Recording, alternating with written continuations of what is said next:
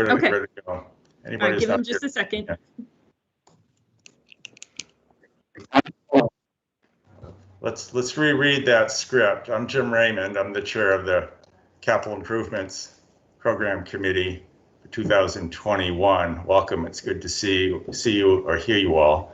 Before we begin, I'm going to read an abbreviated version of the COVID right to know law, emergency, governor's emergency order, et cetera, rules. This is under the governor's emergency orders. We're meeting by remote meeting.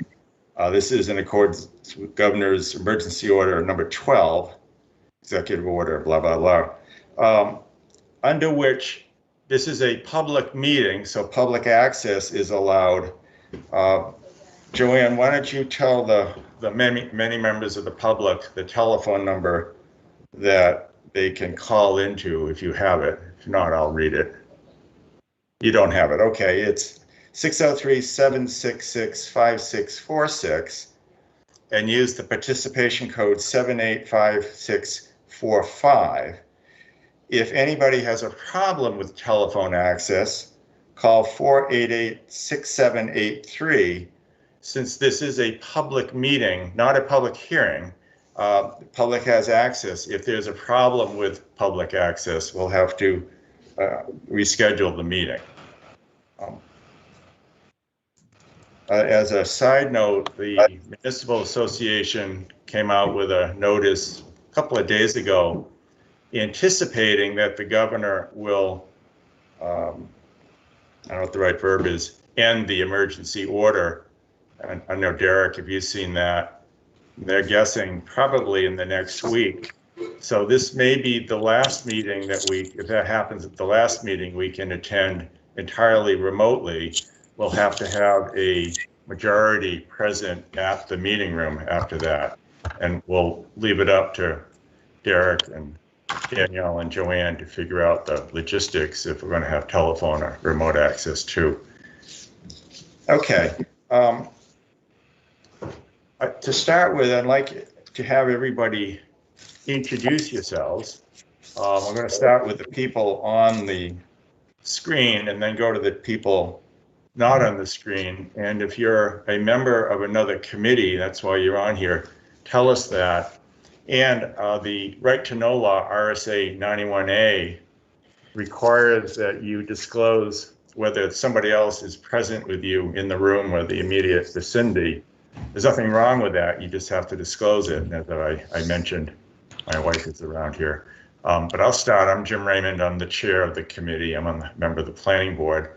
Brad, I'm going to go from my top left and around, and then we'll go to the people on the phone. So Brad, why don't you tell us who you are? Okay, my name is Brad Parkhurst. I'm a committee member at large. I'm new to the committee. I am in an environment where I am the only person and have only been the only person for 14 years here. And I am on another committee. I serve on the Parks and Recreation Commission. Okay, Danielle? Good evening, everyone. My name is Danielle Basora, and I am the Assistant Town Administrator and Finance Director here in Goffstown. So I'm a staff liaison for the CIP. Okay, Dan O'Connell? Hi, my name is Dan O'Connell. I'm new to this as well. I currently work for a property management firm in Burlington, Mass, and just recently moved here about 2 months ago. So just want to be part of the community. And Dan, the planning board appointed Dan, so welcome. And are you alone or are there people with you? Oh, sorry, my wife is actually upstairs, so okay. I'm alone as we speak. She may be. The point of that is, as you might guess, if somebody's whispering the answers in your ear, that violates the whole point of this committee. So it's to disclose that, but you may have people present, and good luck stopping your spouse from coming through. I've never done that. Kimberly. Hi, I'm Kimberly Peace. I am a member of the community at large. However, I'm also the vice chair of the planning board. And I am alone with my cat. Okay, Gail. Gail Lebrecht. I am a community member at large. I am the recording secretary. I am an alternate for the planning board, the chair of the ZBA. I don't think there's any others. Okay. Great. Jim Craig? My name's Jim Craig. I am the select board member. I'm new to this, and there's nobody in the room with me. Okay. Brian? Allen? Good evening, Hi, Brian can you hear Allard. I have the pleasure of serving as your fire chief, and I'm alone in the room. We will disclose that every year the fire department is expected to offer us to go up in the ladder truck or something sufficiently interesting in order to justify the attention we give on. So that'll give you, since we put you last on the agenda, to think of things that you can offer us. You have about an hour to do that. Derek Horn. Good evening. My name's Derek Horn. I'm the town administrator. I'll be presenting to the committee this evening. I am alone in my office at Town Hall. Joanne. Hi, everyone. I'm Joanne Duffy, Planning and Economic Development Director. I am here at my home with a full house of 2 dogs, my daughter and granddaughter. Yeah, dogs and cats don't count. Daryl, I can see you, but I can see your name, but not anything about you. Daryl Halen? Okay. I can see somebody at 16 something something. Who is that? With a pretty blue face. That is our Jim, public telephone that's our line, public Jim. line. Oh, okay. Ellen Vermakowitz is here. Can you hear I me? know, and I'm getting to you. Hold on. Oh, Richard okay. Kenzo? Richard? Hi, yes, my name is Richard Manzo. I am the Budget Committee representative to the CIP Committee and obviously also a Budget Committee member, also a trust fund trustee, and I'm alone in the room. Thank you. Ellen, since you're so pushy, we'll let you go next. I'm sorry. I'm Ellen Vermakowitz. I'm here representing Goffstown School Board. And just for the record, Jared Talbot is my alternate. If for some reason I can't be here, he will be. Okay, Rick Omini? Rick, are you with us? Yep. How you doing? Introduce Rick yourself. Wilhelmy, Director of Parks and Recreation. My wife is around the house here somewhere. And how y'all doing? Good. Is Mr. Allen on the, I saw his name jump in and out. I guess he's out. Okay, let's start the substantive portion. Thank you. I hope you all had a chance to pick up from Patty your books, and includes the CIP handbook. I'm going to give a very brief outline because many of you are new. I will say that this is the most fun town committee. Jim Craig, you can tell us the select board is more fun, but we're not going to believe you. Not so far. And the reason is we get to see, besides having a nice group of people to work with, all the town department chairs. We get a view of the whole town and school. It's sort of the breadth of the town. Some of us are on more specialized committees, but we don't get to see, like Kimberly and Gail and I are on the planning board. We don't get to see what happens elsewhere. This is a chance to do that. So it's kind of fun. The bad news is it's in the summer when you could be out cooking hot dogs. The good news is we don't have to have that many meetings. And the departments are getting pretty good at this, so they give good presentations. The purpose of this group is to identify and identify the capital needs of the town and look at how they can be brought online by scheduling over years, and we look a little bit at different payment methods. What we are not, and I'm going to emphasize that, we are not the select board, we are not the school board, we are not the budget committee, and we are not, in their infinite wisdom, the voters of Goffstown. Now, why do I emphasize that? Our job is to identify capital needs. It's not to determine in any particular year whether the voters will vote for it. We tell them what the needs are. It's up to the boards and the voters in their infinite wisdom to decide whether or not they want it. That's a political decision. Ours is a capital planning decision. And we got to keep those roles separate because otherwise we don't serve our purpose. You know, I don't want somebody to say, oh, the town won't pay for that. We don't know. We identified the need, put it on the matrix, and then the board, school board and select board, when they prepare their warrant and the budget committee, they can decide whether to put it on the warrant. And the voters ultimately decide whether to vote for it. We're at an earlier planning stage. We're a planning committee. And we're in a subcommittee of the planning board, which under the statute has jurisdiction over the planning function. Now, any questions on our roles?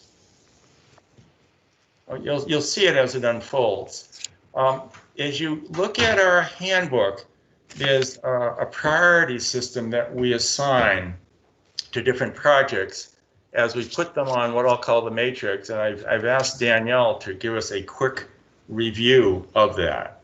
So Danielle, I'll turn it over to you to walk through the priority system that we have that's in the handbook. Okay, so just a reminder to everyone as we get started, if you're not speaking, we ask that you mute yourself. The microphone is in the top right-hand corner of your screen. And if you're having any issues with streaming, or if you feel like this audio is cutting in and out, you could also turn off your camera temporarily using the icon to the left of the microphone. So the overview of the project priorities can be found on page 7 of your handbook, and that is under the first tab in your binder. The priorities are listed from 1 to 6. So the first priority is most urgent and cannot be delayed. The second priority is items that are needed within 3 years to maintain basic level and quality. Priority 3 is desirable, so that's looking at 4 to 6 years out. Priority 4 is deferrable, so that could be outside of our 6-year planning scope. Priority 5 is considered premature, needing more research, planning, and coordination. And then priority 6 would be inconsistent, contrary to the land use planning or the community development goals. So the committee will be reviewing the projects with those priorities in mind.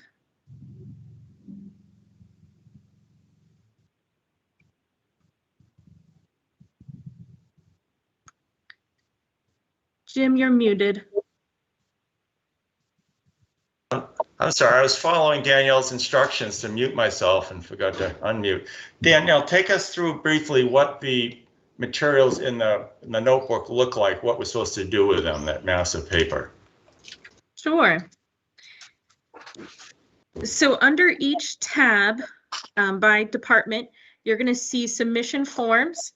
Those submission forms give a detail of the project, gives the front page or the first page gives you the priority, the project name, when it was first proposed, and the department's recommended or planned funding structure initially, and what the cost can break down into. And then the second page will be the narrative for that project. So you'll have one submission sheet, 2 pages for each project or vehicle that's listed. And then the last tab in your binder is where you'll find the matrix. So the matrix is a large document. It unfolds. And you'll see we reference the line numbers on the left-hand side, and the column are letters across the top. So this gives us a side-by-side of all of the projects. There's some room for notes and memos that are in the far right column, and it identifies between columns L and Q what year that the department is proposing the project to occur in, whether it's the first year out to the 6th year. And the section in the middle gives you an idea of what was adopted in the 2021 budget and then what's proposed for 2022, which is the next immediate year. And then each section follows with an offsetting revenue, if there is any. And those lines are highlighted in blue, the totals, and then the red highlights that you see after each section give the subtotal after the project's estimated cost and revenue have been considered. So you'll see those subtotals following each of your sections. Okay. Thank you. Because we're looking at numbers when they present this, but we're looking at numbers projecting into the future. They're not, and Derek and Rick and Brian can all talk about this. They're not exact numbers. In the past, people have gotten bogged down as how do you know that's the amount it's going to cost to buy the fire truck? Well, and the answer is, Brian's going to say, we don't know. That's a pretty good estimate. And that's the best we can do, because who knows what's going to happen to prices 6 months from now? Who would have guessed 6 months ago that construction costs would have gone up? So treat these numbers not as absolute. You know, they're the best estimates with the information that the committees have. Brian and Rick and Derek, is that a fair description of what you have to do? Yeah, they do a pretty good job, but it's, you know, it can't be better than that because we're projecting into the future. And if you go into the out years, you can see it gets even more guesswork.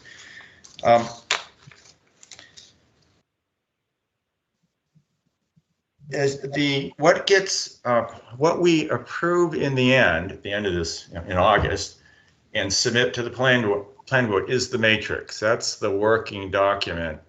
The information sheets on each proposal, each project, are really information for us. But then we present a matrix to the planning board that typically approves it. Sometimes, but not recently, we'll make a change and then submit it on to the other boards.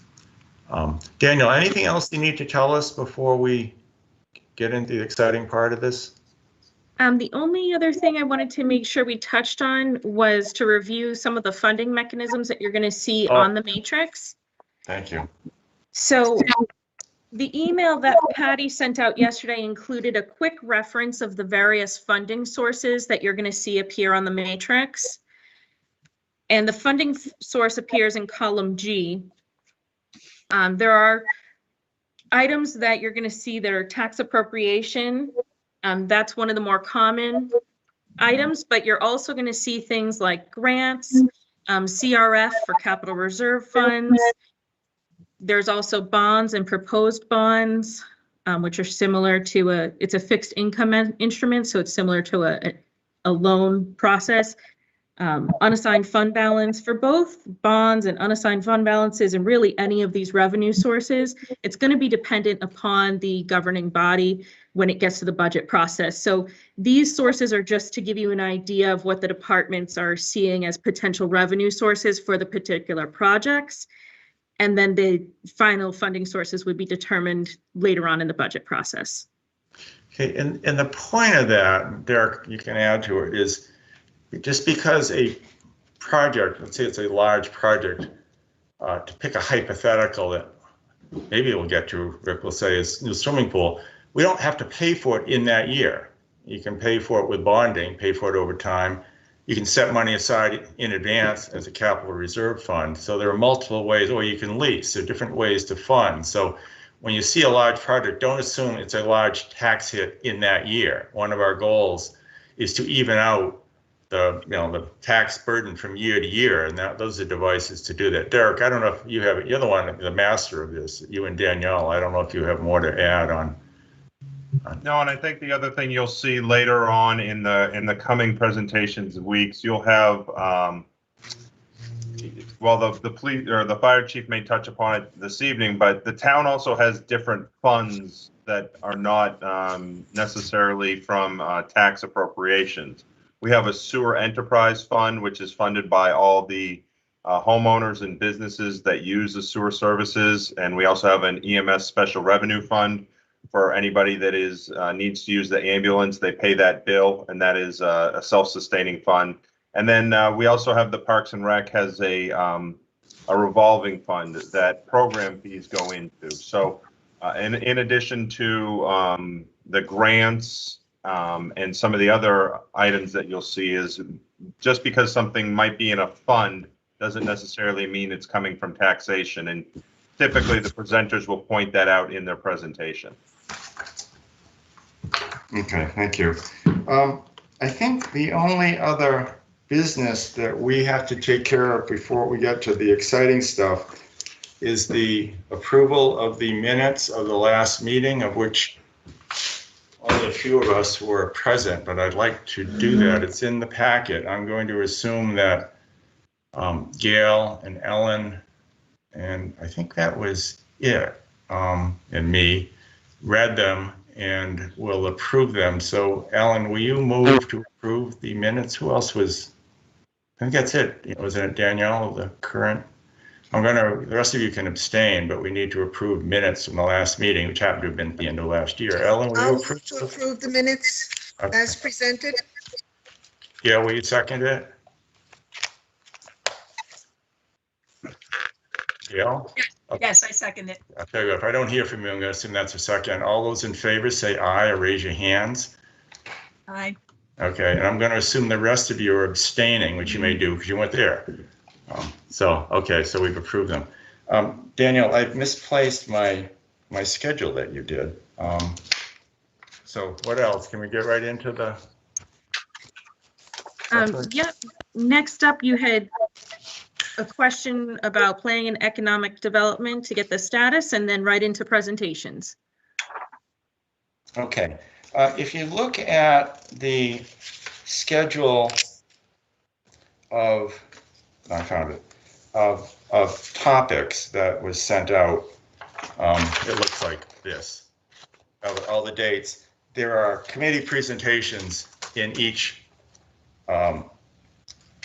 meeting. So we're going to take the one scheduled for today, and maybe not in the same order as presented. We want to keep it a little more exciting, so we save Brian and the fire trucks to last. The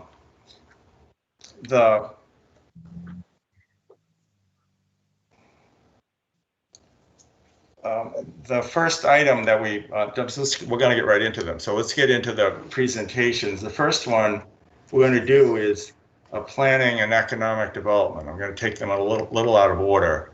Joanne, why don't you tell us what's before us, if anything? That's your cue. You can say nothing. Okay, so the last item that the planning board had in the CIP matrix was for the update of the master plan. The master plan update happened over a 2 to 3 year period. The planning board approved the plan at the end of 2020, and staff still had some more tweaking to do during the first quarter of 2021. The plan is now complete and is on our website for anyone who would like to view. So that item has been accomplished. We're currently working on an update to our development regulations, which have not been updated since 2015. That update is currently being done in-house by a few of the staff members. So we don't anticipate that we will need any funds for that. And looking into the future, after that update is completed, we would like to do an overhaul of our zoning ordinance. And at this point in time, we're not sure what the cost will be. So that may or may not need to go onto the CIP. It may just be a budget item. Okay. So we're good for now. I wanted Joanne to present that so you didn't think that the fact that there's nothing from planning indicates a lack of interest. It just wasn't anything that we had to do this year. Daniel, before we get further in, I forgot. Tell us briefly, remind us what items are in the CIP matrix and which are not, because this isn't town budget. Yes. So the items in the CIP matrix have to hit a certain value. So $10,000. Actually, $25,000 is the starting limit. So something has to be $25,000 or more in order for it to appear on the matrix as a CIP planning item. So the first section that you see is town vehicles broken out by department, and then the projects begin after that. So those begin on page 3 of your matrix. Okay, the tip-off is the name of the committee. It's the Capital Improvements Committee. So it doesn't deal with operational expenses, normal budget stuff. We're capital improvements, which are defined in our handbook to be expendables over a certain amount of time, but it's sort of the biggest stuff and the vehicles. So we don't get into the weeds on little things and staff salaries and lawn mowing at Rick's Parks and stuff. It's not what we do. Okay, next committee is. Jim, it'd be a great retirement job to mow all the fields. It'd be great. We could hook you right up. I know how to do that. I know how to do that. I'll tell Jane, but Brad's doing it now and he does it great.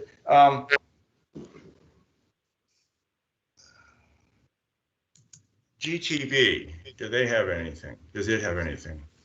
No, Jim, GTV does not have any submissions in the matrix this year.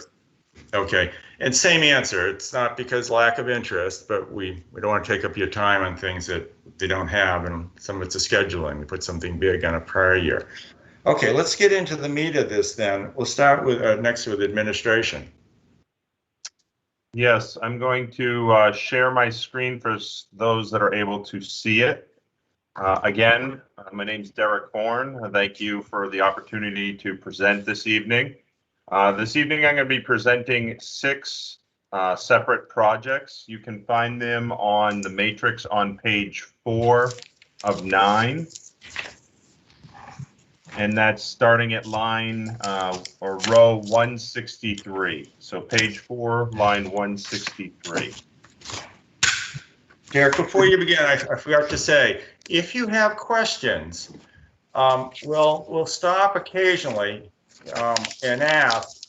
If either put up your hand or we'll ask the people on the phone if they have questions. So I'll give you an opportunity to ask, so you don't have to interrupt. But we'll stop periodically. It's a chance for us to ask questions of Derek and the others, of the presenters. So you'll have that opportunity. But we'll let them roll for a bit. So go ahead, Derek.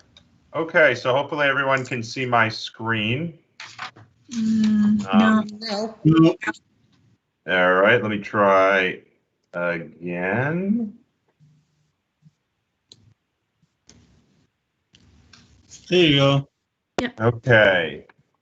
So the first project that we have for you this evening is the Grasmere Town Hall. For those of you that have been on the committee in years past, as well as those that may be newer to the committee but perhaps voted at town meeting, this project should be familiar to most. The town, through the Historic District Commission, has worked over the past 25 years to restore the second floor theater. That theater has been fully restored and renewed. All the hand painting has been done. It really is a great location. The problem is it is only accessed by one single set of stairs up through the front of the building. So the final phase of the restoration of Grasmere Town Hall for its usefulness is to add on an ADA elevator addition. In 2019, 2020, and 2021, the voters at town meeting approved deposits into the Grasmere Town Hall Capital Reserve Fund. The current balance of that fund is $372,615. The HDC, working with the architect of record on this project in 2018, estimated that the construction of the addition on the rear of the building that would contain the elevator, as well as some storage and an additional restroom, would cost approximately $500,000. So you will see that on line 163 of the matrix, you see the $500,000 cost. And then on line 175, there is an offsetting cost of $500,000. And where that offsetting cost is to come from would be that existing capital reserve fund balance of $372,000, as well as either a capital campaign for donations or grants. I work as the liaison to the Historic District Commission, and I've been working with them to seek out grants to have bid documents drawn up, and that's what we are focusing on right now. So this is slated for 2022, but because there is a gap to be bridged in the funding, it's really going to be when we can be successful in achieving those grants to make up the difference and get the project started. But I'd be happy to answer any questions any of the committee members might have about this project. Are you able, all of you able to follow on the matrix? It's easy to get lost, but the numbers that it refers to, or the lines, are on the left. And if you open your notebooks under the white tab, under Administration and MISC, there's the write-up for each project. So really have both open, the matrix and the individual write-up sheets. Is anybody totally lost, or are you kind of following along? Okay, I'm not seeing anybody. Does anybody have any questions on this? Anybody on the phone? Okay. Seeing none, go ahead, Dirk. Thank you. The next project is on line 164 of the matrix. This is the repair and reclamation of the town hall parking lot, as well as repointing the granite curbing and any repairs that might be associated with that. This has been in the matrix for many years.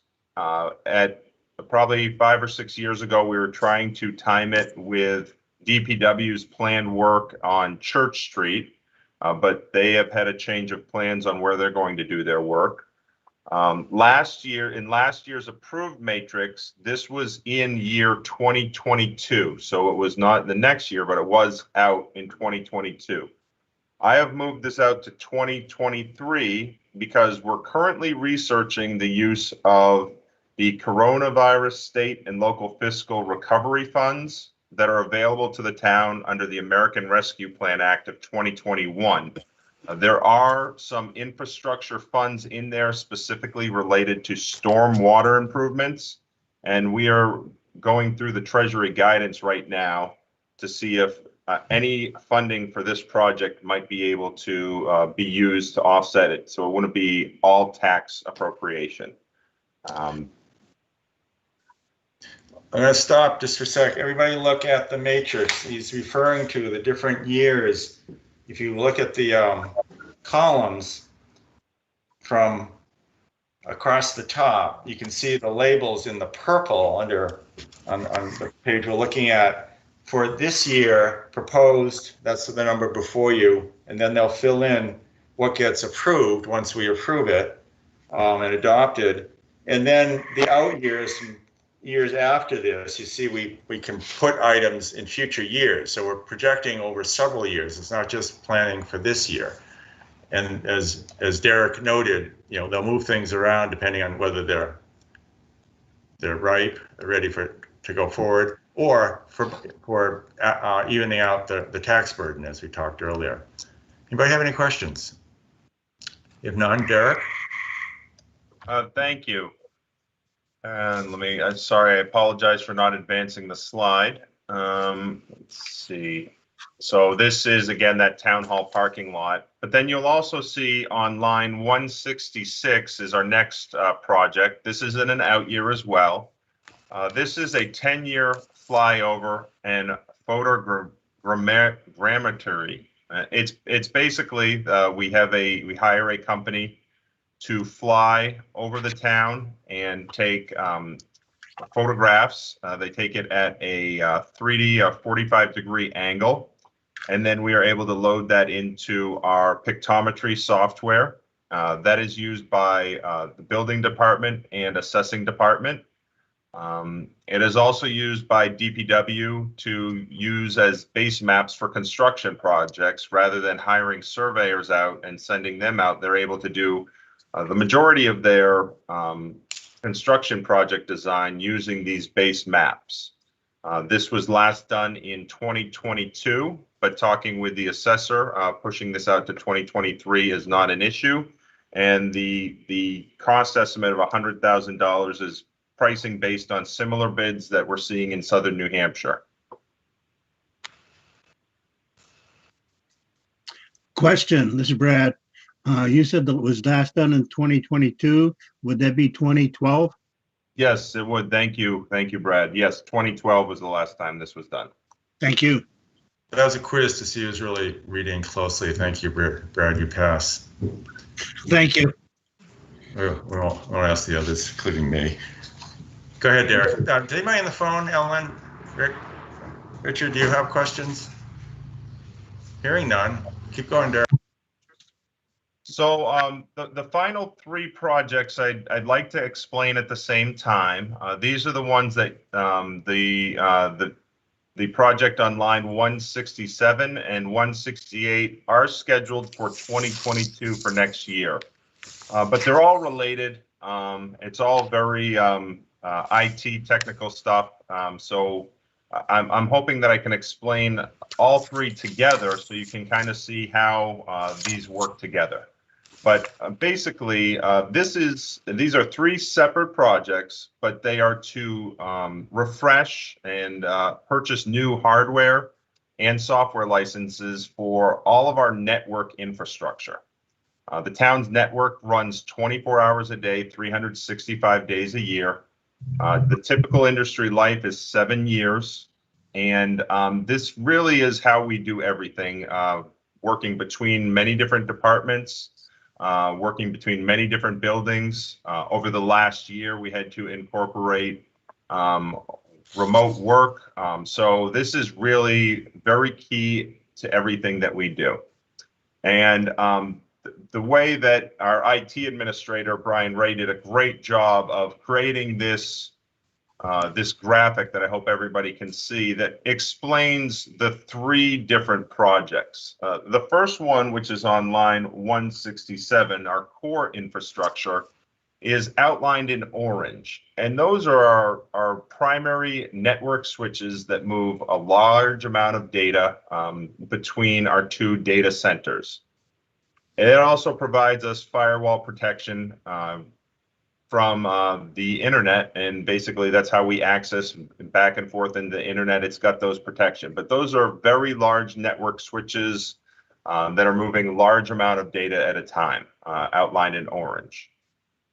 The next project we have is the access infrastructure, and that is more the hardware and associated licenses and software at the building level and the end user. These are typically what are building switches. So each building may have a closet or a utility closet where it has a rack of network switches, as well as wireless to provide users here at the town with wireless access.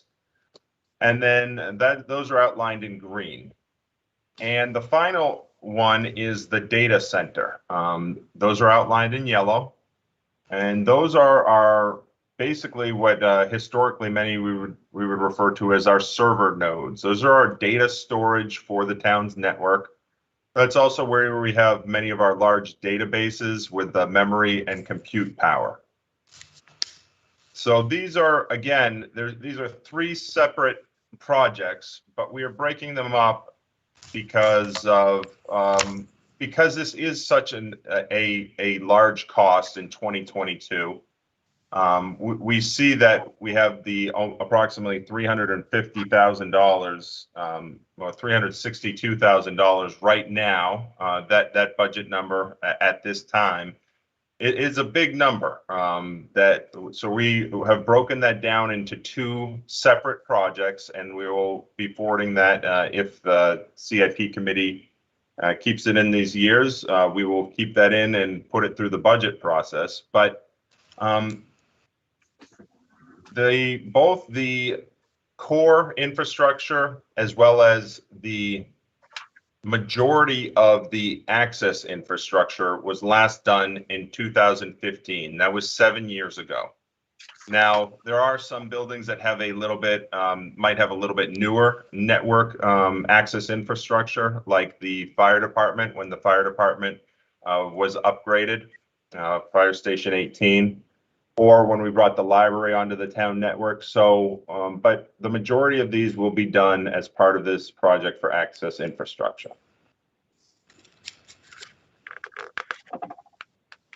Can I ask a question? Yeah. So is there any way we can use the? Why don't you identify who you are? Oh, because sorry. the Dan public Com. will know. I apologize. Is there any way that we can look into the Rescue Plan Act of 2021 to maybe offset some of this cost, or is it not part of that infrastructure? This is a different type of infrastructure, just out of curiosity. No, that's a great question. Thank you for asking that. We are looking at those same rescue plan funds that we were looking at for the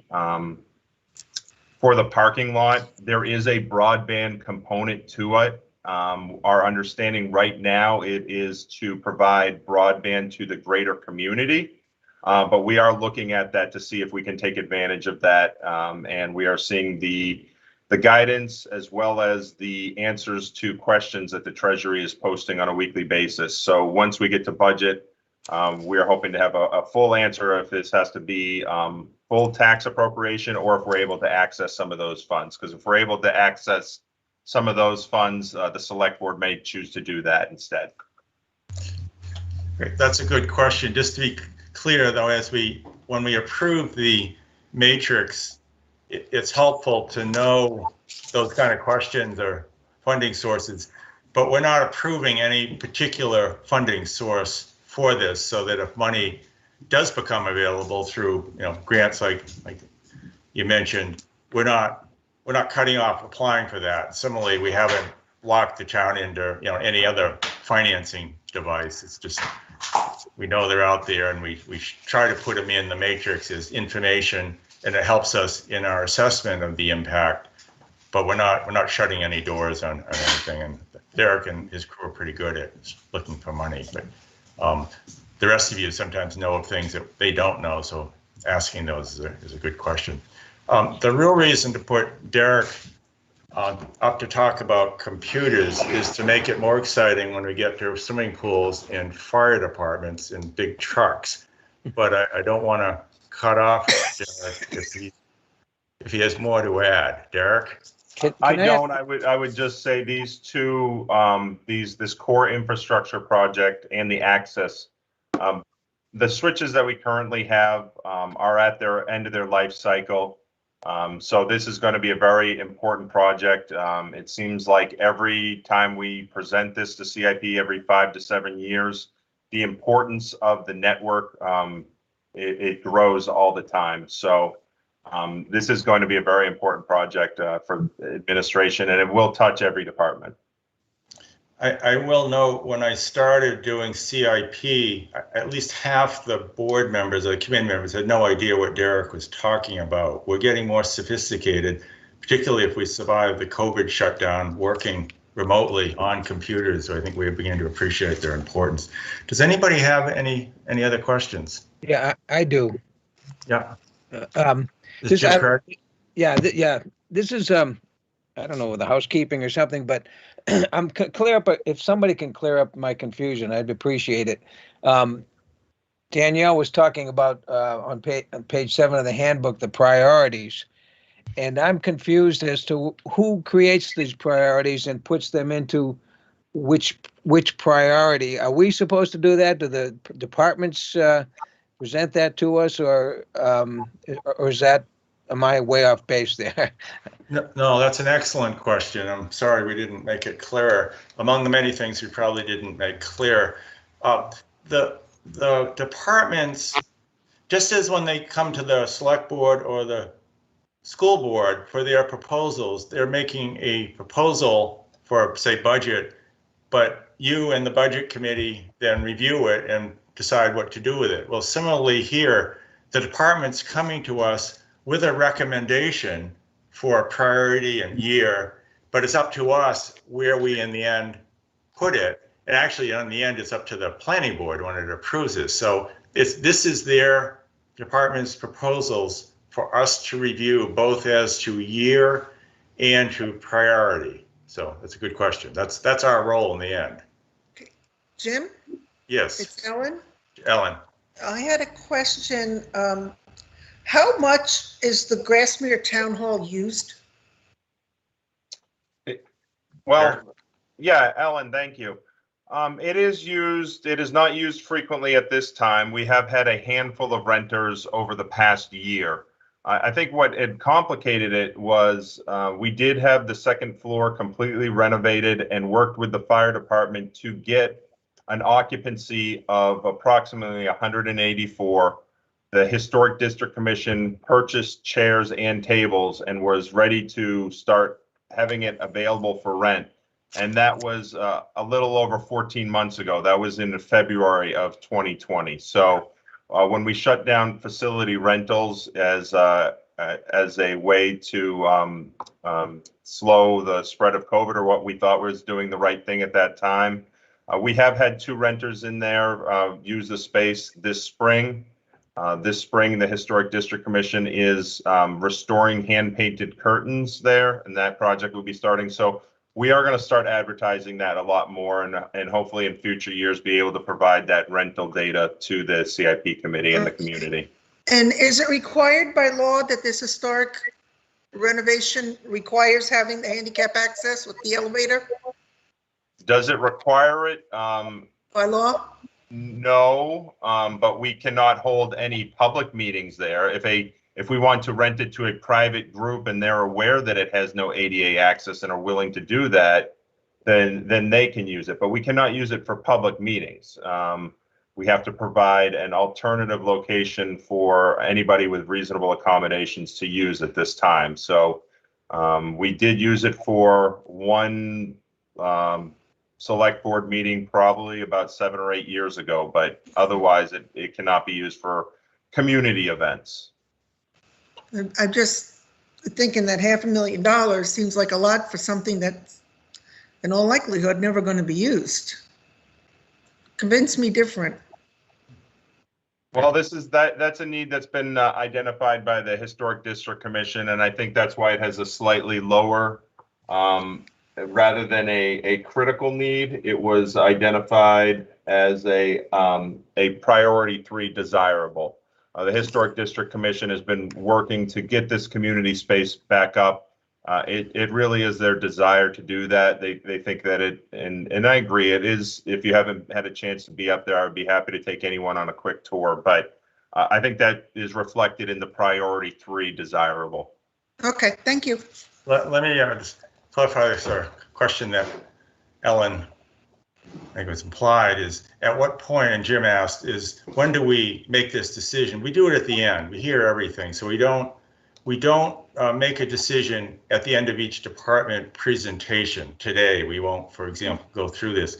And part of the reason for that is we want to get, since one of our goals is to even out tax burden over the years for the total package, we don't know what that package is going to be until we hear everything. So we don't decide today. This is an informational meeting, and then when we deliberate, so keep notes on your questions, and then when we come back in early August or late July, then we'll discuss it. We're hoping that your memories will be good enough that you'll remember this, or Danielle will give us a refresher. Jim, is that kind of clear on what the procedure is? Because that's part of sort of what you were asking before. Since I asked, and I found the column here that does have the priority there, so I missed that, but that's helpful though. And I since we're talking about the is the use of the Grasmere building, is that intended to bring income into the town once it's up and running? Yes, that does. That is on the town's current fee schedule. So the people that do use it pay a renter's fee to use it, an hourly fee. And I think the idea was to get it so that, yes, it is a revenue generator. It is a unique space, so I don't know that it will ever sustain the entire facility maintenance there, but it will generate some bit of revenue in addition to the revenue from the preschool that's on the first floor. Okay, thank you. Okay. Does anybody on the phone? I can't see you when you raise your hands. Richard, Ellen, anybody else? Yeah, you're on the phone. Ellen's not on the phone. I'm not seeing you on my screen. Oh, well, okay. Anybody else have any questions? If not, we've fallen 6 minutes behind our hoped for schedule. So, Rick, how fast can you talk?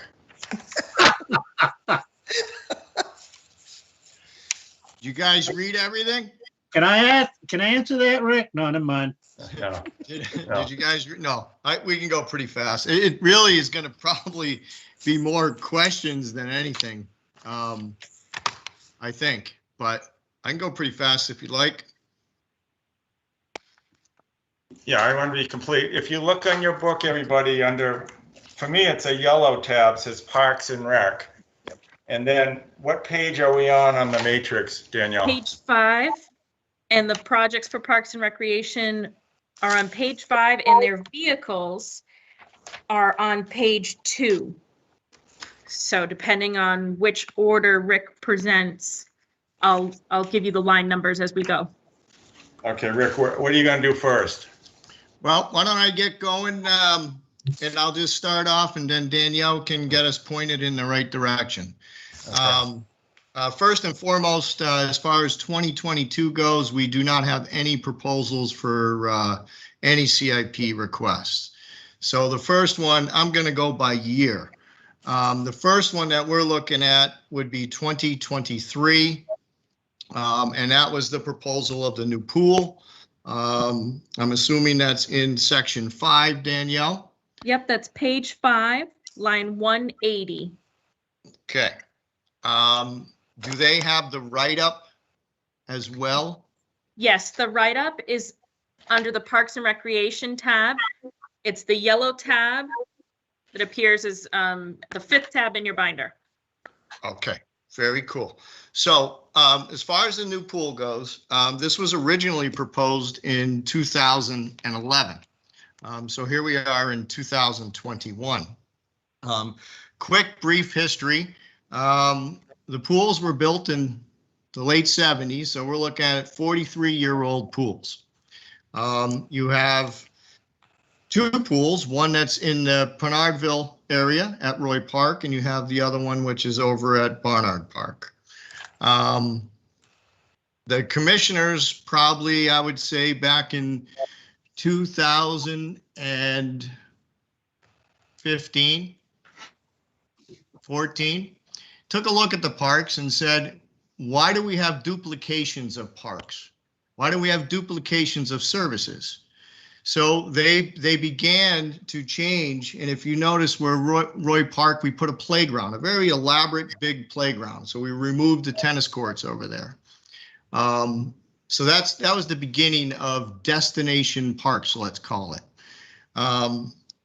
So knowing that you have 2 pools that are both in very similar condition, in 2018, 2019, we had a company come in and take an evaluation, and I know I gave that document last year to CIP. I did not provide it this year.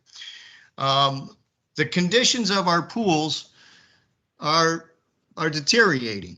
In 2011, we purchased some liners, and we installed liners, which gave us some more life. I mean, that helped smooth the surface out. It was all concrete, broken up, and to re-gunite was astronomical.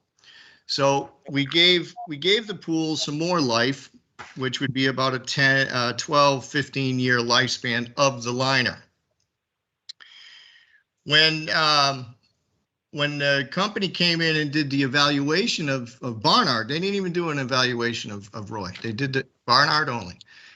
You have to look at not just the pool, you have to look at the facility. The facility is just as old as the pool. So we're dealing with many factors.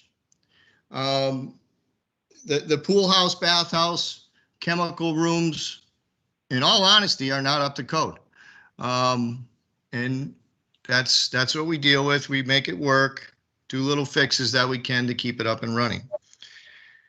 As far as the pool goes, the walls are all stainless steel. The bottom is a gunite bottom. So all along the pool wall, you have braces that go into the earth. Those braces, a lot of them are gone. And over years of having leaking pipes, the sand and everything else that is in the back there has dissipated and loosened, etc. What holds the pool walls really in place is the concrete decking. The galvanized wall is actually embedded into the concrete, so that helps give some rigidity. So it's time that we have to look at it, and we started looking at it in 2011. And I'm sorry, but it's a scary figure. You're looking at 2 million, and as Jim said earlier, this is a pretty good estimate. Okay, now that's basically looking at the same L-shaped pool as what you see at Barnard Park, and then you'd have to replace the building structure.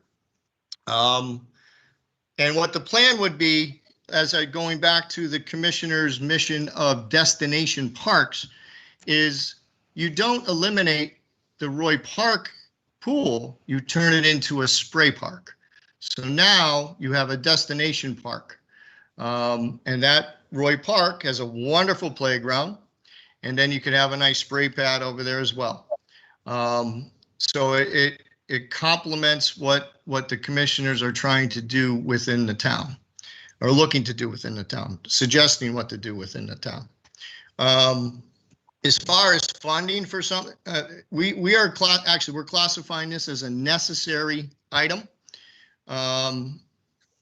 When you look at funding for it, a figure that large, you're going to have to look. We'd have to look at bonding. You know, as Derek said earlier, the Parks and Recreation Department has a revolving fund. That revolving fund might collect $70,000 a year, that type of thing. And we actually used a lot of those monies to help build. We used like $360,000 to build the new sports field, the 2 fields. So I think it's time that we have to really start looking at that and look at getting ourselves a new pool. Hey, So that's what I have on the pool.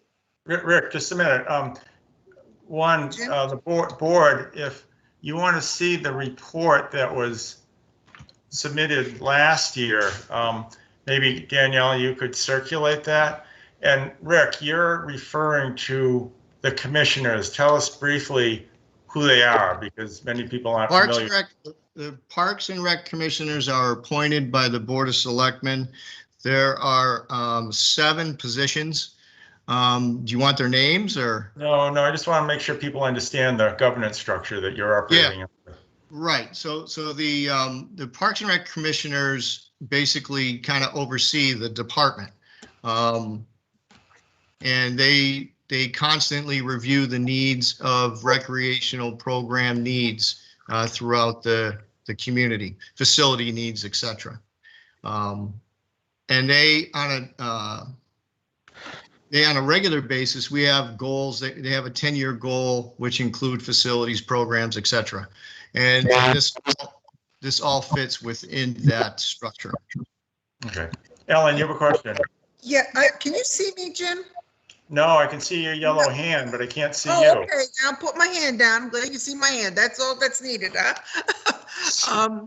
Okay, I think it's down now. No, now it's down. The pool has been on here for a few years now. A couple of questions. Are you looking at a much larger pool at Barnard than we currently have? No, we would look at, as I said, building the similar L-shaped type of pool, make it identical. That pool, I mean, we average, between the hours of 1 and 4, we're probably pumping about 175 people through that pool. And on a given day, it's probably closer to maybe 2, depending on temperatures too, but you're up around 200 a day. And okay. I think with that pool, you can handle that kind of a load. Another question about this.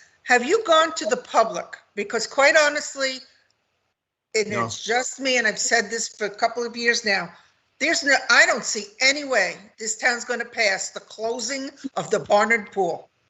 I just don't see it happening. And being able to get a bond passed, because is that for a bond, a 63% or 66%?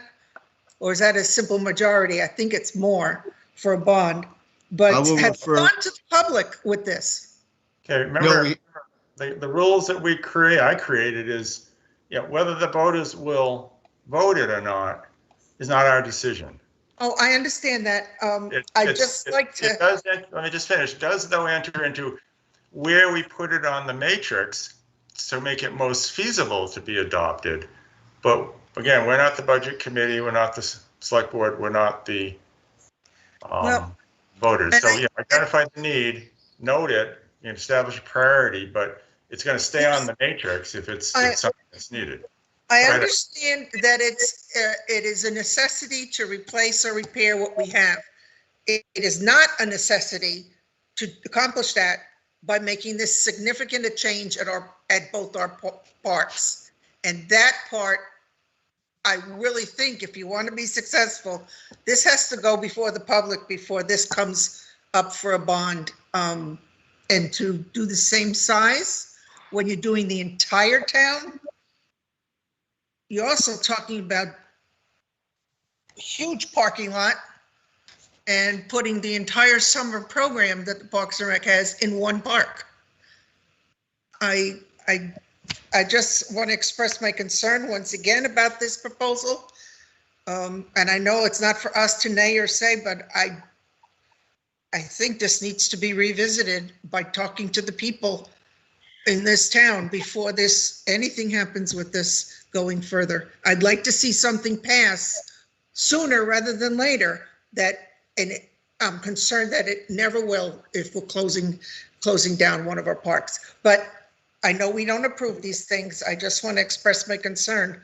I know I'd be, as a parent who used to live there when I had small kids there every day, I would be really upset with the number of teenagers that are going to be there all day long. And if I lived in Pinardville, the parking, it's going to be outrageous. Ellen, I'm gonna have to cut you off. Okay, please gotta do. move on. It's okay. Yeah, we got it.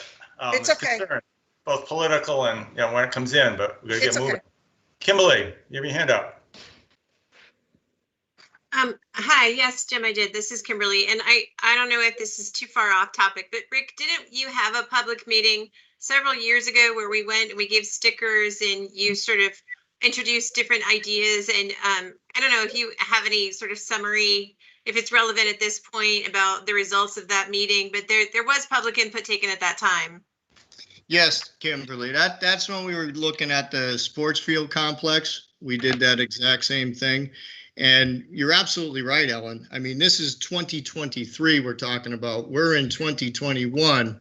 So yes, there probably is a lot of work to do. And kind of like Jim said earlier, these are things that we have to begin to look at and put in a matrix and start to plan for these big picture, big ticket items. And you're right, there's going to be some legwork absolutely involved prior to a lot of this stuff even going to a ballot. You are right. Okay. It's not just coming up with it out of the whim saying we need this. There's a lot of legwork involved. Yes. Okay. Thank you. Any other questions? And I want to stay on our schedule. Rick has a little more to present, even though he talks fast. Yeah, I got a quick, it's not political. Go ahead, Jim. Did you say this is number 180 on the matrix? Yep. Well, my question is, when I look at the write-up in the front of there, if I'm reading these things, it says circle project priority, and it looks to me like it's the priority 2, and I thought I heard Rick say priority 2, but the department priority on the matrix says 3, and I don't. That's correct, Jim. That was my error. When I was updating all of the lines of the matrix, I had that flagged as it should be priority 2. So I will update it on the matrix that you see for the next meeting. Okay, but it is 2. Okay. Thank you. Good catch. Good catch. Okay, Rick. What's up next? Next one would be 2024, the replacement of an F-350 dump body truck that we currently have. The one we have was purchased in 2012, so 2024 would be a 12-year vehicle. Daniel, Rick, stop from there. Daniel, where is that in the matrix? Page That's going to be on 2, page 2. Page 2. and you're looking at line 89 on page 2 of the matrix.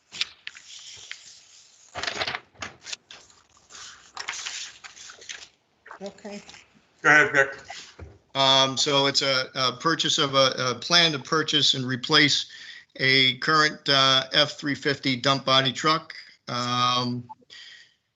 that we have listed as necessary. It's been proposed since 2018, and currently we got about 50,000 miles on our truck that we have right now. But as we all know, it's not the miles, it's the rot, the wear of these vehicles that end up going away. So 12 years out of a vehicle, I think that's good planning to look to replace that. Very vital piece of our operation. When we get to public works in particular, and maybe Brian talks about this, vehicles for the town, we measure by usage by hours, not miles, and because the wear and tear, we can go into that later. Some prior board members have said, I get 200,000 miles on my car, 250,000, why can't the town? Well, you can't because of the wear and tear and hours, but we can talk about that. Okay, Rick, what's next? Okay, then also in 2024 would be to continue the sports complex phasing, which would be a phase 2. This is looked at as desirable. This is probably on page 5 of your packet. Page 5, line 179. 179, thank you.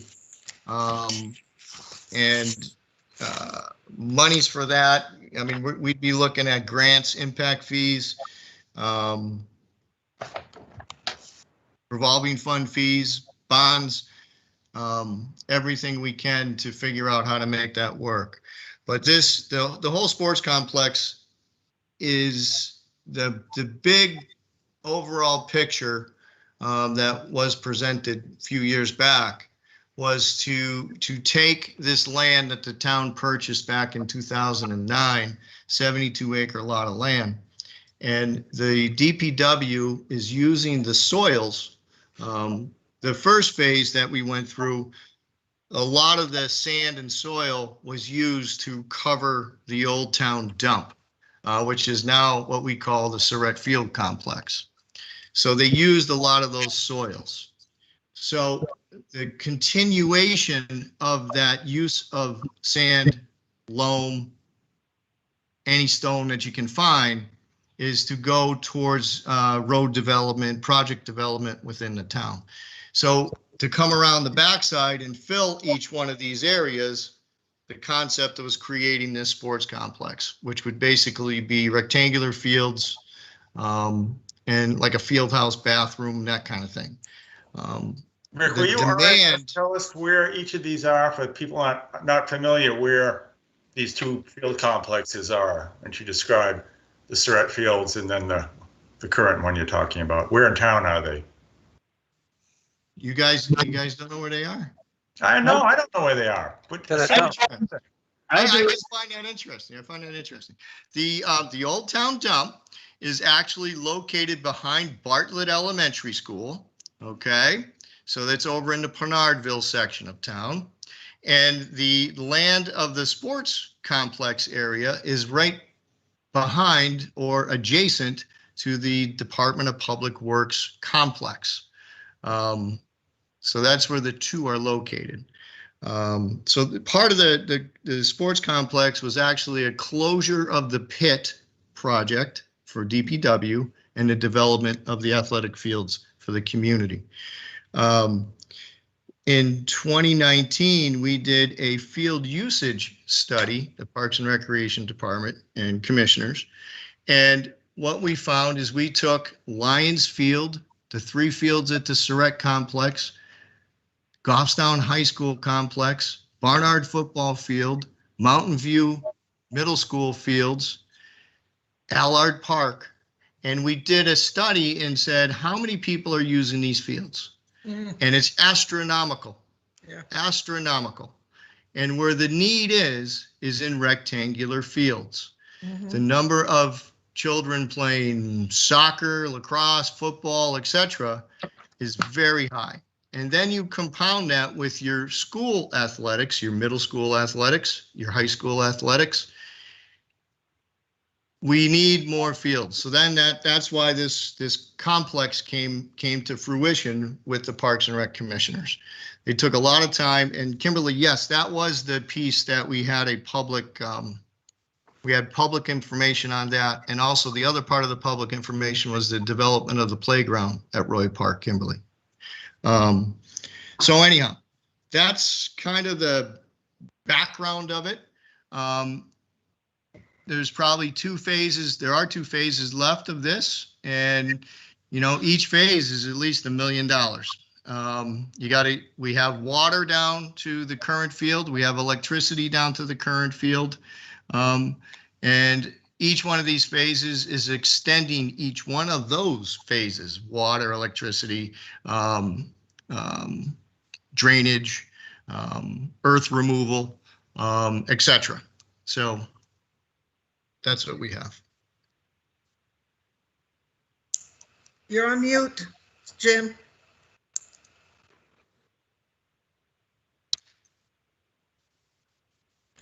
Go ahead, Ellen. I'm sorry. Yeah, just real quick, the priority on page 5 for the sports complex says 2. Is that supposed to be 3?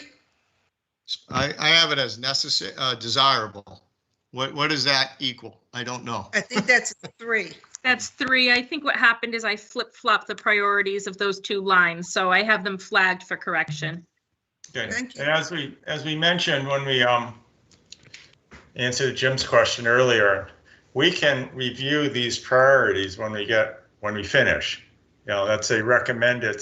Sometimes the department's overly aggressive. Sometimes they're overly shy in asking. We're trying to get them to be on the aggressive side because that gives us more information. But we can come back and revisit those. Ellen, do you want another question? No, I'm fine. Okay. I'm gonna put my hand in. Okay. Anybody else? Kimberly, is your hand up? Yes, it is. Rick, at what point will you start being able to collect fees for renting those fields? Is phase 1 able to start renting them soon, or is there a plan to collect rentals for those? Yes, just like every field that we manage, there is a rental fee for that user to use the fields. To answer your question, when will it begin? And it will begin as soon as we open up the field for use. I'm hoping that we can start in the fall with the first bit of use. Right now, it looks a little thin. We just kind of did some overseeding.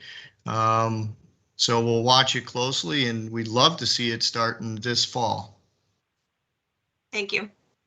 Okay, Rick, you did a masterful job putting us back on schedule. We're behind by 1 minute, and we were behind by 6 when you started. So thank you. Does anybody have any other questions for Rick, or can we let you go? Okay, Brian, we gave you a warning about. Thank you, everybody. Yeah, what you're going to have to do to entertain us. So let's see what answers you come up with. Danielle, why don't you tell us where we're going to look on the matrix and where in the book? Okay, so for the fire department, the vehicles and projects, the information sheets are under tab 3 in your binder, which is a blue tab, I believe, for most of you. Yep. And then the matrix, the vehicles are on pages 1 and 2, running from lines 28 to 53. And the projects are on page 3, contained in lines 110 to 118. And the chief has a presentation, a slideshow that he'll be sharing this evening as well. So I'm going to attempt to share my screen here.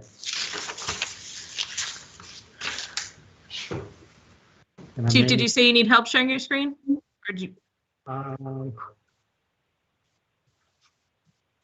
you see that? Yep. All right.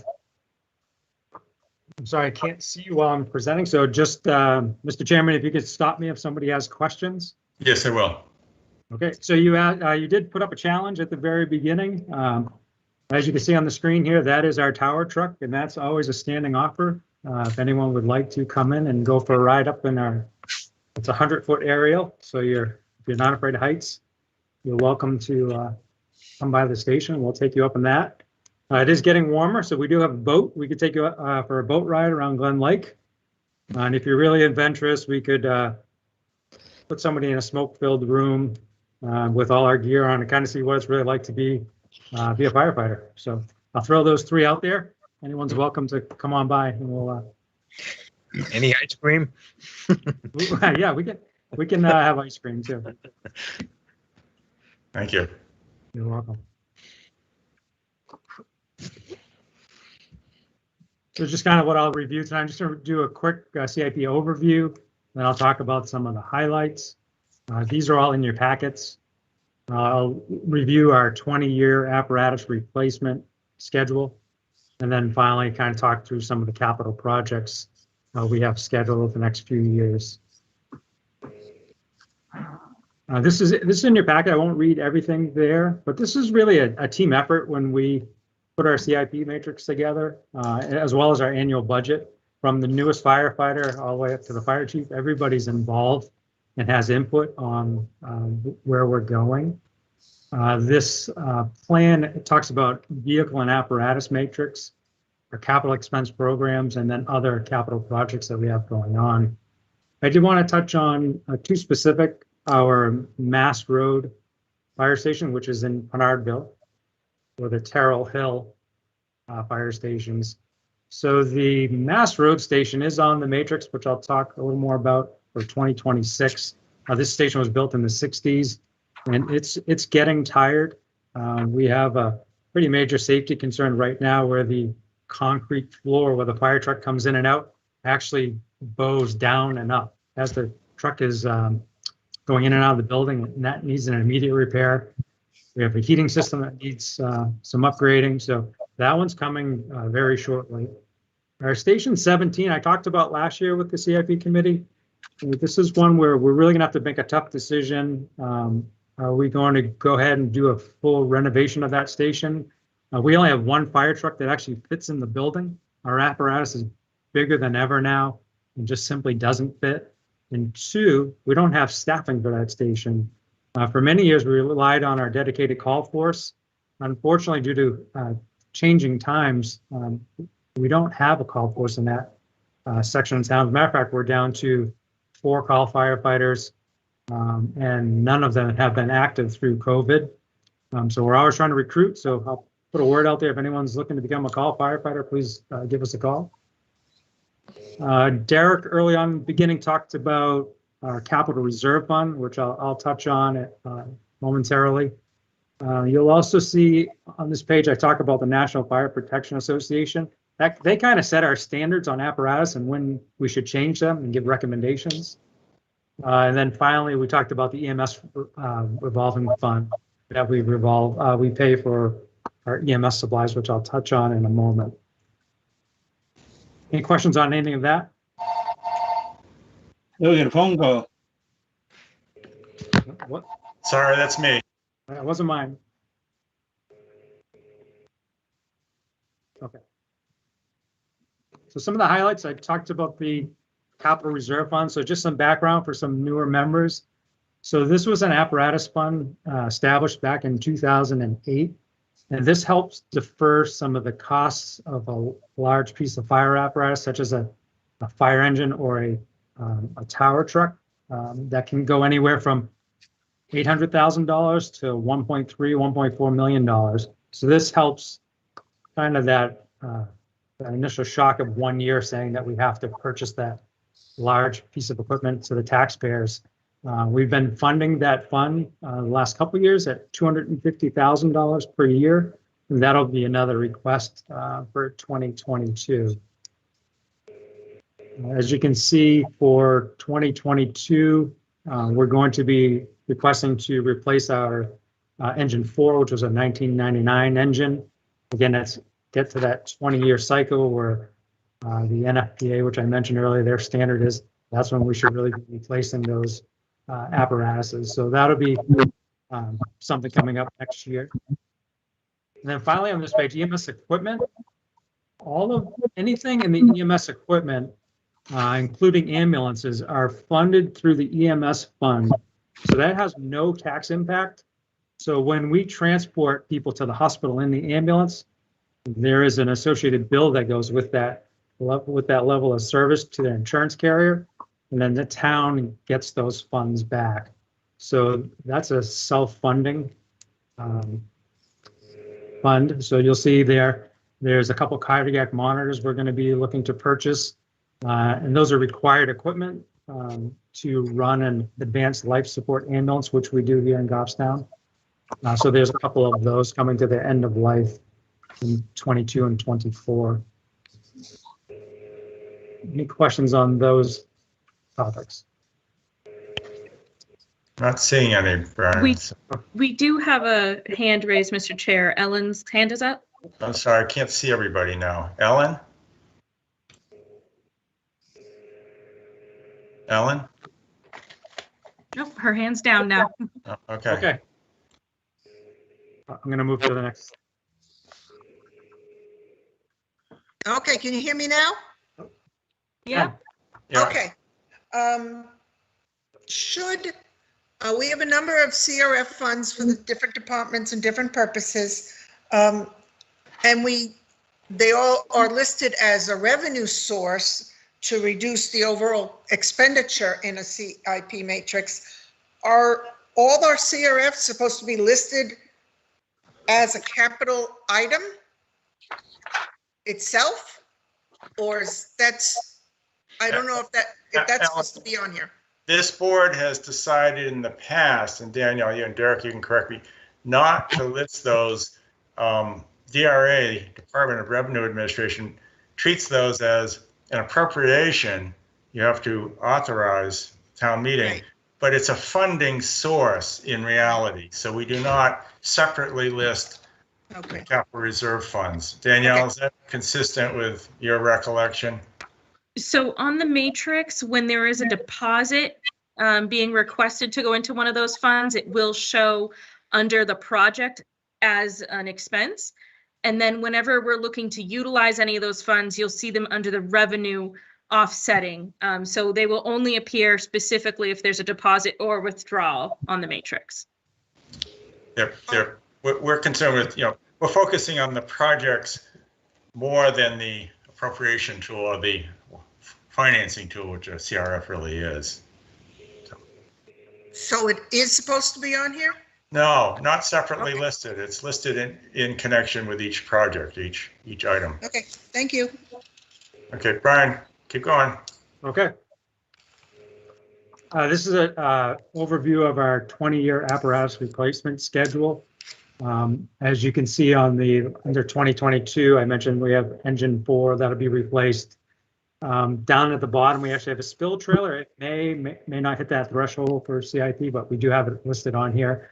And as we go out through the years, 2023, we have a utility, which is a pickup truck, and the ambulance in 2025. And again, that would be out of the EMS revenue fund. And the big one here, as we go out, you'll see the Tower 1. I know it's outside of the 2027, but that's coming in 2030. And that's a big ticket item. And that's the $1.3, $1.4 million apparatus. We're pretty aggressive in the fire department going for grants. The tower that we have now was purchased partially on a grant, and we'll certainly go seek grant opportunities for that one as well as other apparatus as we get into those years. As I said, we've been very successful with equipment grants, apparatus grant, and personnel grants. This just kind of lays out where we're going over the next 20 plus years. Any questions on that? I'm not seeing any questions, but I can't see everybody or the hands. So Okay. I can see Ellen, but I can't see anybody else who's not on the camera. Anybody have a question? Mr. Chair, I just had something to add. Okay. This is Danielle. Yeah. One of the items I just wanted to note is that the matrix does include any project that is $25,000 or above, but it also includes all wheeled vehicles regardless of their value. So if it's a wheeled vehicle that's under 25,000, it would still be listed on the matrix. So large equipment, trailers that you'll see for Parks and Rec, trailers for DPW, things of that nature will still appear on the matrix. And right now, the fire chief is looking at the fire vehicles appearing on page 1 and 2, and the capital reserve fund deposit that offsets some of those vehicles. We have traditionally shown listed as the last line under vehicles for the fire department. So that is line 46 on your matrix, page 2. Which is a little different than what I told Ellen, but it's still in relation to these items. Yes, it is related. Yeah. Okay, any other questions? Seeing none, Brian? Okay. This is kind of a quick snapshot of all of our capital projects.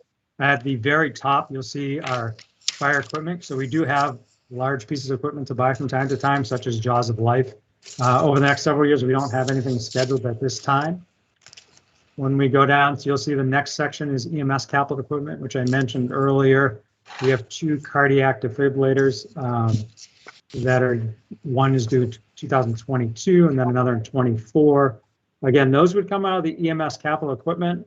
I'm hopeful that our resource hospital, which is Catholic Medical Center, has a very generous philanthropy department, and oftentimes allow us to request that they help purchase cardiac monitors. So I'm hopeful they'll do that again. But if not, that does come out of the EMS fund. The next section is the station improvements, which I mentioned earlier about having the Mass Road Station, Station 19, in 2026. That's a placeholder that's in there. As we get a little closer, as the chairman said earlier, we'll refine those numbers. That's still quite a ways out. And obviously, as everyone knows, construction costs have skyrocketed this past year. So I don't know where that number is actually going to be. And as far as the Terre Hill Station, I have it on hold right now. And then just an overall, the last one there's the improvement program. The first line, you'll see that it's $250,000 straight across the board. Again, that's for the capital, the CRF funding that helps offset the apparatus funds over time. And then you'll see each year on the next line says apparatus. That's the ones that we're going to be purchasing. There's a fire engine in 2022. There's a utility vehicle in 2023, and so on. So we have those placeholder numbers in there. And again, it talks about the apparatus in 2026. And then finally, we have the EMS equipment and the EMS apparatus, which is the ambulance, coming up in 2025. So we kind of laid all of those out over the next 5 years for you. And the last thing I have is if there's any additional questions or something I can clarify, I'd be more than happy to. Board, so that you won't, this isn't your only chance. If we in our deliberations, when we get there, have questions where we can call people back. So, you know, we have a question for Brian later. Derek has his ways of getting people in, so we'll ask him to reschedule the meeting. So, yeah, this isn't the only chance, but this is a chance to do the obvious stuff. I don't see any. Brian in particular, and the fire department in general, has done historically a very good job on its presentation. I think it illustrates it, which makes our job much easier. There's a lot of time that went into this, and we appreciate it. And I guess the real question is, do we have to individually respond to your invitation of 3 activities, or do you expect us as a committee to vote on which one we're doing? No, you're all welcome to do each of them if you'd like to. Okay, well, we'll deliberate on that. Thank you. Can't bring family members. Does anybody, yeah, anybody have any questions? Well, seeing none. Thank you, Brian. Welcome. Thanks for the opportunity. Okay. Okay, that ends the department presentations. Some of us remember the old days, not many of us left, where they didn't have a CIP program, and items like a new fire truck or a new dump truck would come up on the warrant in that year to be paid for in that year. And most of the time, great majority of the time, the voters would say, we don't want to do that this year, and they'd vote no.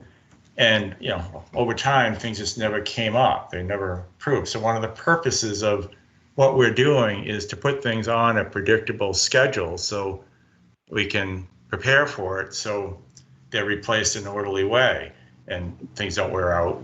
Then you have to have an emergency. In my town lawyer role, we see some of our towns that still do it the old ways, and they don't have dump trucks at work and fire trucks that go out when there's a fire, and it's a much bigger, better system.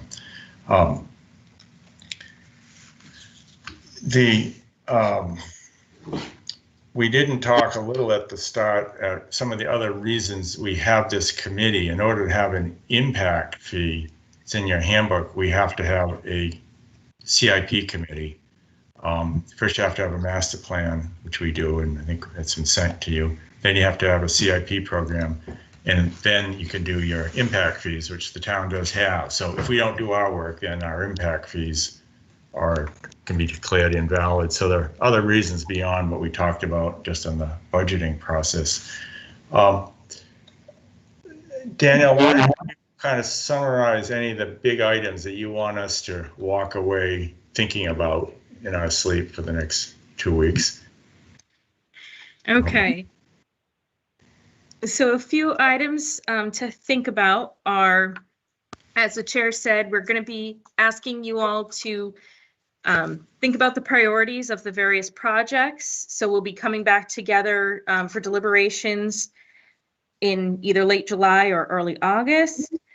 We have some upcoming presentations. Would you like me to mention that now, Mr. Chair? Well, I was going to do that as an exciting conclusion, but you okay. Can mention it. I can hold on. And then other things that, just to remind you, as you're looking through your binders and getting familiar, your matrices are stored at the back of your binder. We will provide new matrices at your meetings. If there are changes along the way, sometime departments will make changes or there'll be additional notes or information to provide to the committee. So when that happens, we'll provide an updated matrix and we'll let the committee members know, what changed, which section. The submission forms, those narratives are very detailed and helpful for you. So one of our reminders is take a chance to read through those if you can in between meetings so you know what's upcoming. And I think the biggest one is always let us know if you have any questions or if there's anything that you need us to get in touch with the departments about. If you're thinking about this in the next few days and you think of a question you feel like, why didn't I think of that the other night? Just reach out to Joanne or I, and we will communicate with the departments in order to bring information back to the next meeting. Okay, thank you. I hope you're all sitting there saying, boy, I am glad I volunteered for this committee, Dan. Because you can see that at least you do get the interesting overview on what the town does, how it pays for it, how it works, which rare opportunity. I can't promise you're all as exciting as the fire department, but they're pretty good. Does anybody have any other questions about anything procedural or substantive? If not, I won't prolong your agony. May I ask a question, Jim? Yes. This is Brad. First of all, I'm glad I got involved with this. I'm learning a lot. I don't ask many questions now, but I will soon.